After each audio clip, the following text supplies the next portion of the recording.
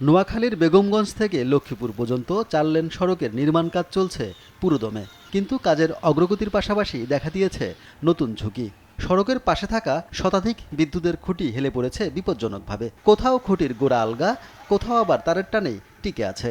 পাশাপাশি সড়কের বিভিন্ন অংশে পড়ে আছে নির্মাণ সামগ্রী। ফলে প্রতিনিয়ত দুর্ঘটনার আশঙ্কা নিয়ে চলাচল করছেন চালক ও পথচারীরা। এর আগেও একই সড়কে একই সঙ্গে ৭টি বিদ্যুতের খুঁটি ভেঙে পড়ে ট্রাক ও সিএনজি চালিত অটোরিকশার উপর। ওই ঘটনায় হতাহতও হয়।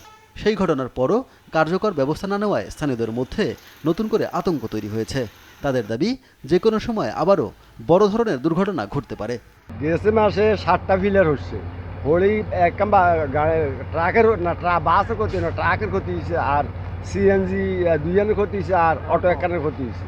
পিলারের গোড়ার মধ্যে যদি মাটি না থাকে তাহলে যে কোনো মুহূর্তে পিলারগুলো রাস্তায় পড়ে যাবে। যে কারেন্টের পিলার, এই পিলারগুলোর গোড়ায় মাটি নেই, এখন এখানে কোনা দিয়ে পিলারগুলো আটকাইতে হবে।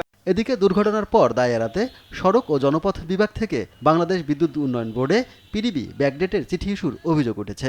যদিও এ বিষয়ে ক্যামেরার সামনে কথা বলতে রাজি হননি পিডিবির বেগমগঞ্জের নির্বাহী প্রকৌশলী, তবে তিনি দাবি করেন সড়ক বিভাগের সঙ্গে সমন্বয়ের অভাবে বিদ্যুতের খুঁটি সরানো সহ বিভিন্ন জটিলতা তৈরি হয়েছে। উন্নয়নমূলক একটা কাজ হচ্ছে, ওই দপ্তরের দায়িত্ব আছে যে আমি যে তাদেরকে টাকা দিলাম কি কারণে, তাদেরকে দিলাম এই খুঁটি অপসারণের জন্য। তার তো দায়িত্ব আছে যে এই আমরা কোথায় সরাইতে পারি, আপনারা আমাদেরকে অ্যাসিস্ট করেন, যে খুঁটির চারপাশে পর্যাপ্ত জায়গা রেখে তারপরে বক্স কাটিং করা, তারপরেও যাতে এই খুঁটি যাতে কোনো কারণে হেলে না পড়ে, এর জন্য আমরা যতটুকু বক্স কাটছি ততটুকু জায়গা মানে লেয়ার বাই লেয়ার বালি ফিলিং করে এটা কম্প্যাকশন করে দিচ্ছি। সড়কের নির্মাণ কাজ দ্রুত শেষ করার পাশাপাশি বিদ্যুতের ঝুঁকিপূর্ণ খুঁটি দ্রুত অপসারণ চান স্থানীয়রা।